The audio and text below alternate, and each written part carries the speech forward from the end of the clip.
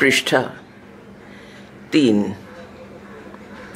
রাষ্ট্রবিজ্ঞান সেম 3 অল্প কথায় দ্বিতীয় বিশ্বযুদ্ধোত্তর পটভূমি 1945 খ্রিস্টাব্দে দ্বিতীয় বিশ্বযুদ্ধ শেষ হলে আন্তর্জাতিক সম্পর্কের এক নতুন যুগের সূচনা হয়।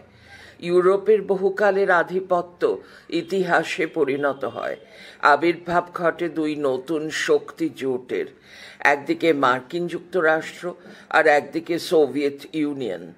উদারনৈতিক গণতন্ত্র ও পুঁজিবাদের আদর্শকে নিয়ে মার্কিন যুক্তরাষ্ট্র নেতৃত্ব দেয় পশ্চিমী জোটের, অন্যদিকে সমাজতন্ত্র ও সাম্যবাদের আদর্শকে নিয়ে সোভিয়েত ইউনিয়ন নেতৃত্ব দেয় পূর্ব জোটের। দুদিকে দুই পারমাণবিক শক্তিধর রাষ্ট্রের এই জোট সারা দুনিয়াকে দুটি মেরুতে ভাগ করে ফেলে।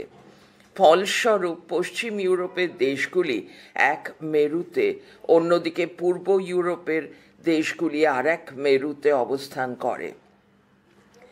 দ্বিতীয় বিশ্বযুদ্ধের পরবর্তী পর্বে ক্ষমতার এই মেরুকরণ আন্তর্জাতিক সম্পর্কের ইতিহাসে দ্বিমেরুকরণ, দয়বফলা হস্যই ময়েকার বয়শূন্যরয় হস্যৌ ক বয়শূন্য র মূর্ধন্য দ্বিমেরুকরণ নামে পরিচিত। এই সময় দুই মহাশক্তিধর রাষ্ট্রের মধ্যে দেখা যায় এক অদ্ভুত রেষারেষি। শুরু হয়ে যায় অস্ত্র প্রতিযোগিতার দৌড়। দুদেশের মধ্যেকার এই না যুদ্ধ না শান্তির পরিস্থিতিকেই বলা হয়ে থাকে ঠান্ডা লড়াই, cold war. COLD, cold, WAR, war.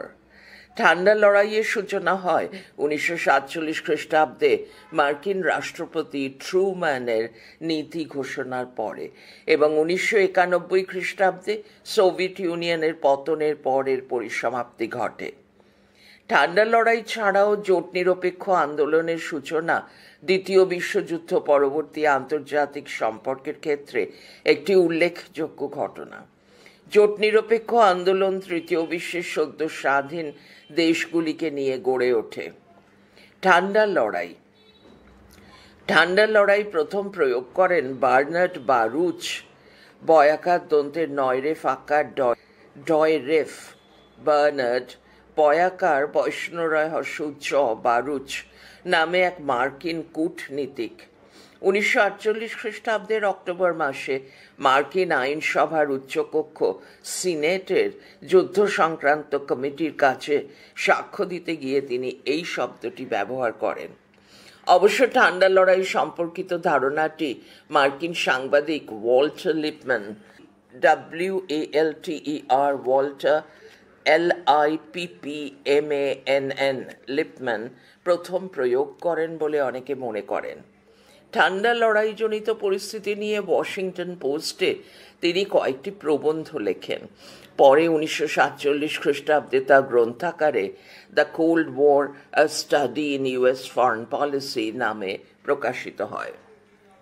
ঠান্ডা লড়াই বলতে এমন এক পরিস্থিতিকে বোঝায় যা যুদ্ধও নয়, শান্তিও নয়। কাজেই ঠান্ডা লড়াই বা ঠান্ডা যুদ্ধকে যেমন প্রকৃত যুদ্ধ বলা যায় না, তেমনি প্রকৃত শান্তিও বলা যায় না। আন্তর্জাতিক সম্পর্কের লেখক জোসেফ ফ্র্যাঙ্কেল ঠান্ডা যুদ্ধ বলতে সাম্যবাদী মতাদর্শের সোভিয়েত ইউনিয়ন ও গণতান্ত্রিক মতাদর্শের মার্কিন যুক্তরাষ্ট্রের বিরোধের সঙ্গে জড়িত যাবতীয় ঘটনাকে বুঝিয়েছেন। অধ্যাপক ফ্রিডম্যান, ফয়রফলা হস্যই ড ময়জাফলা আকার দন্তের ন, ফ্রিডম্যান মনে করেন ঠান্ডা লড়াইকে গরম লড়াইয়ের একটি প্রয়োজনীয় স্তর হিসেবে দেখা ঠিক নয়। ঠান্ডা লড়াই হলো যুদ্ধের এক নয়া কৌশল। ফ্রিডম্যানের মতে ঠান্ডা লড়াইয়ের অবস্থা বলতে প্রকৃত যুদ্ধের অবস্থাকে বোঝায় না। ঠান্ডা লড়াই হলো এমন এক ধরনের পরিস্থিতি যেখানে যুদ্ধ না হলেও যুদ্ধের জন্য সব রকম প্রস্তুতি জারি থাকতে দেখা যায়। ঠান্ডা লড়াইয়ের উৎপত্তির কারণ। ঠান্ডা লড়াইয়ের উৎপত্তির বিষয়টি আন্তর্জাতিক সম্পর্কের দিক থেকে অত্যন্ত তাৎপর্যপূর্ণ। ঠান্ডা লড়াইয়ের উৎপত্তির পিছনে কোনো একটি কারণকে দায়ী করা যায় না, এই জন্য অনেকগুলি কারণ সক্রিয়ভাবে কাজ করেছিল। আন্তর্জাতিক সম্পর্কের লেখকরা ঠান্ডা লড়াইয়ের উৎপত্তির জন্য যে সমস্ত কারণগুলিকে চিহ্নিত করেছেন সেগুলির মধ্যে উল্লেখযোগ্য হল: 1. মতাদর্শগত বিরোধ। ঠান্ডা লড়াইয়ের উৎপত্তির একটি প্রধান কারণ হল সোভিয়েত ইউনিয়ন ও মার্কিন যুক্তরাষ্ট্রের মধ্যে। পৃষ্ঠা 4। মতাদর্শগত বিরোধ। দ্বিতীয় বিশ্বযুদ্ধ শেষ হওয়ার আগে থেকেই এই বিরোধ শুরু হয়ে যায় বলে অনেকে মনে করেন। 2. ট্রুম্যানের নীতি ও মার্শাল ময়াকার তালবস্বরে ফাঁকা মার্শাল পরিকল্পনা। ঠান্ডা লড়াইয়ের উদ্ভবের মূলে একটি বড় কারণ ছিল মার্কিন রাষ্ট্রপতি ট্রুম্যানের নীতি এবং মার্শাল পরিকল্পনা। দ্বিতীয় বিশ্বযুদ্ধ শেষ হওয়ার কিছুদিন পরে 1947 খ্রিস্টাব্দের মার্চে মার্কিন আইনসভা কংগ্রেসের যৌথ অধিবেশনে রাষ্ট্রপতি ট্রুম্যান সোভিয়েত ইউনিয়নকে প্রতিরোধ করার নীতি প্রকাশ্যে ঘোষণা করেন। যুদ্ধোত্তর পৃথিবীতে বিভিন্ন অঞ্চলে সোভিয়েত প্রভাব নির্মূল করাই ছিল এই নীতির প্রধান উদ্দেশ্য। একই সময়ে রাষ্ট্রপতি ট্রুম্যানের পররাষ্ট্র সচিব জর্জ সি মার্শাল ইউরোপের অর্থনৈতিক পুনরুজ্জীবন সম্পর্কে একটি পরিকল্পনার কথা ঘোষণা করেন। এটি মার্শাল পরিকল্পনা নামে পরিচিতি লাভ করে। 3. পারমাণবিক প্রতিযোগিতা। দ্বিতীয় বিশ্বযুদ্ধের পর দুই বৃহৎ শক্তিধর দেশ মার্কিন যুক্তরাষ্ট্র ও সোভিয়েত ইউনিয়নের মধ্যে যে পারমাণবিক প্রতিযোগিতা এবং পারমাণবিক প্রতিরোধ গড়ে ওঠে তার ফসল হলো ঠান্ডা লড়াই। আন্তর্জাতিক সম্পর্কের লেখকরা এটা বিশ্লেষণ করে দেখিয়েছেন যে যুদ্ধ বিধ্বস্ত জাপানকে আরও পর্যুদস্ত করে আত্মসমর্পণে বাধ্য করা মার্কিন যুক্তরাষ্ট্রের উদ্দেশ্য ছিল না। বিশ্বের একমাত্র পারমাণবিক শক্তিধর রাষ্ট্র হিসেবে নিজেকে প্রতিষ্ঠিত করা এবং সর্বোচ্চ ক্ষমতা প্রদর্শন করে সোভিয়েত ইউনিয়নকে দেখানোই ছিল তার প্রধান উদ্দেশ্য। 4. পারমাণবিক প্রতিরোধ। পারমাণবিক অস্ত্রে সজ্জিত দুই বৃহৎ শক্তির মধ্যে অস্ত্র প্রতিযোগিতার দৌড় শুরু হলেও উত্তেজনা ও বিরোধের চূড়ান্ত পরিস্থিতিতে তা কিন্তু যুদ্ধের রূপ নেয়নি, কারণ দুপক্ষই এটা ভালোভাবে জানত পরমাণু যুদ্ধে জড়িয়ে পড়লে ধ্বংস অনিবার্য। এক পক্ষ পরমাণু অস্ত্র প্রয়োগ করলে অন্য পক্ষ যদি তার সমুচিত জবাব দেয় তবে তার অর্থ ধ্বংস ছাড়া আর কিছুই হতে পারে না। এভাবে দুপক্ষের আণবিক শক্তির ক্ষমতা এক ধরনের প্রতিরোধ গড়ে তুলতে সক্ষম হয়। একে আণবিক প্রতিরোধ মূর্ধন্য বয়হস্যই ক আণবিক প্রতিরোধ বন্ধনীর মধ্যে nuclear NUCLEAR nuclear deterrence DETERRENCE deterrence বলা হয়। এই আণবিক প্রতিরোধ দুপক্ষের মধ্যে যুদ্ধের সম্ভাবনাকে প্রতিরোধ করে। তার ফলে না যুদ্ধ না শান্তি অথবা এক ধরনের যুদ্ধহীন যুদ্ধের পরিবেশ গড়ে ওঠে। এই পরিবেশেই ঠান্ডা লড়াইয়ের সূচনা হয়। 5. গ্রিসের অভ্যন্তরীণ বিরোধ। দ্বিতীয় বিশ্বযুদ্ধের অব্যবহিত পরে গ্রিসে যে অভ্যন্তরীণ বিরোধ দেখা দেয় তাকেও অনেকে ঠান্ডা যুদ্ধের একটি অন্যতম কারণ হিসেবে চিহ্নিত করেছেন। 6. সামরিক জোট গঠন। বর্গীয় জয়কার ট জোট। ঠান্ডা লড়াইয়ের উৎপত্তির কারণ হিসেবে দুই বৃহৎ শক্তির নেতৃত্বাধীন সামরিক আঁতাত চন্দ্রবিন্দু তয়াকার ত আঁতাত বা সামরিক জোট গঠনের কথাও উল্লেখ করা হয়।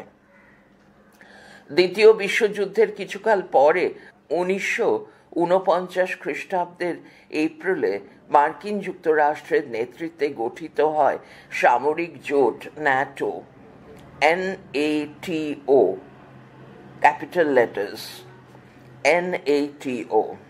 মার্কিনী নেতৃত্বের সামরিক জোট ন্যাটোর বিপরীতে কয়েক বছরের মধ্যেই 1955 খ্রিস্টাব্দ সোভিয়েত নেতৃত্বে তৈরি হয় ওয়ারশ চুক্তি WARSAW ওয়ারশ প্যাক্ট PACT। এখানে বলে রাখা ভালো, ন্যাটো শব্দটির পুরো অর্থ নর্থ আটলান্টিক ট্রিটি অর্গানাইজেশন। আনুষ্ঠানিকভাবে এটি আত্মরক্ষামূলক আঞ্চলিক ব্যবস্থা হিসেবে ঘোষিত হলেও ন্যাটোর বিরুদ্ধে এক পাল্টা জোট তৈরি করে ক্ষমতার ভারসাম্য সৃষ্টি করাই ছিল এর মূল উদ্দেশ্য। এভাবে দুই অতি বৃহৎ শক্তি সামরিক জোট তৈরি করে ঠান্ডা লড়াইকে আরও বিপজ্জনক স্তরে নিয়ে যায় বলে অনেকে মনে করেন। ঠান্ডা লড়াইয়ের বিবর্তন।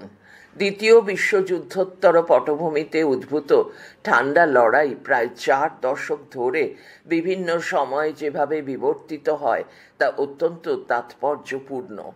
আন্তর্জাতিক সম্পর্কের পণ্ডিতরা ঠান্ডা লড়াইয়ের বিবর্তনের এই সময়কালকে কয়েকটি পর্বে বিভক্ত করেছেন। দ্বিতীয় বিশ্বযুদ্ধের পর 1945 থেকে 1991 এই দীর্ঘ সময়কালে আন্তর্জাতিক ক্ষেত্রে বিভিন্ন ঘটনার ঘাত প্রতিঘাতে ঠান্ডা লড়াই বিবর্তিত হয়েছে।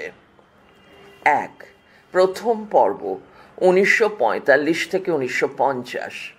ঠান্ডা লড়াইয়ের বিবর্তনের প্রথম পর্ব হল 1945 থেকে 1950 খ্রিস্টাব্দের সময়কাল। এই সময়কালে যেসব ঘটনা ঠান্ডা লড়াইয়ের পরিস্থিতি তৈরিতে সাহায্য করেছিল তার মধ্যে রয়েছে পূর্ব ইউরোপে সোভিয়েত রাশিয়ার অনুগামী সমাজতান্ত্রিক শিবিরের উদ্ভব, মার্কিন যুক্তরাষ্ট্রের রাষ্ট্রপতি ট্রুম্যানের সাম্যবাদী প্রতিরোধের নীতি, policy of containment, CONTAINMENT, containment, পশ্চিম ইউরোপের অর্থনৈতিক পুনর্গঠনে মার্শাল পরিকল্পনা। 2. দ্বিতীয় পর্ব 1950 থেকে 1953। 1950 থেকে 1953 খ্রিস্টাব্দের সময়কালকে ঠান্ডা লড়াইয়ের দ্বিতীয় পর্ব বলে চিহ্নিত করা হয়েছে। এই পর্বে ঠান্ডা লড়াই ইউরোপ থেকে এশিয়ায় ছড়িয়ে পড়ে। ঠান্ডা লড়াইয়ের মূল কেন্দ্র শুরু থেকে ইউরোপ ও তার নিকটবর্তী অঞ্চলের মধ্যে সীমিত ছিল। 1950 খ্রিস্টাব্দে উত্তর ও দক্ষিণ কোরিয়ার সংঘর্ষকে কেন্দ্র করে তা এশিয়ায় সম্প্রসারিত হয়। 3. তৃতীয় পর্ব 1953 থেকে 1959। ঠান্ডা লড়াইয়ের তৃতীয় পর্ব অর্থাৎ 1953 থেকে 1959 খ্রিস্টাব্দের সময়কালে ইন্দো চীন, পশ্চিম এশিয়া ও ইউরোপের সর্বত্র প্রসারিত হয়। ইন্দোচীনে মার্কিন প্রভাব প্রতিষ্ঠার বিরুদ্ধে ভিয়েতনামের মুক্তিযুদ্ধকে কেন্দ্র করে ঠান্ডা লড়াই শুরু হয়ে যায়। 4. চতুর্থ পর্ব 1959 থেকে 1962। ঠান্ডা লড়াইয়ের চতুর্থ পর্বের সময়সীমা হল 1959 থেকে 1962 খ্রিস্টাব্দ। এই পর্বের বিশেষত্ব হল এই সময় দুই মহাশক্তিধর রাষ্ট্রের মধ্যে একদিকে বিরোধ, অন্যদিকে উত্তেজনা প্রশমনের নীতি ডাঁটাট, DETENTE ডাঁটাট গ্রহণ করা হয়। 1960-এর দশকে ঠান্ডা লড়াই কিউবা সংকটকে কেন্দ্র করে এক গুরুত্বপূর্ণ দিকে মোড় নেয়। কিউবাকে কেন্দ্র করে সোভিয়েত রাশিয়া ও মার্কিন যুক্তরাষ্ট্রের মধ্যে যে ভয়াবহ আণবিক যুদ্ধের আশঙ্কা দেখা দেয় তা থেকে হঠাৎ নতুন দিকে মোড় নেয় ঠান্ডা লড়াই। সোভিয়েত রাশিয়া কিউবা থেকে যুদ্ধজাহাজ ফিরিয়ে নেওয়ায় দুই মহাশক্তিধর রাষ্ট্রের মধ্যে কূটনীতির এক নতুন যুগের সূচনা হয়।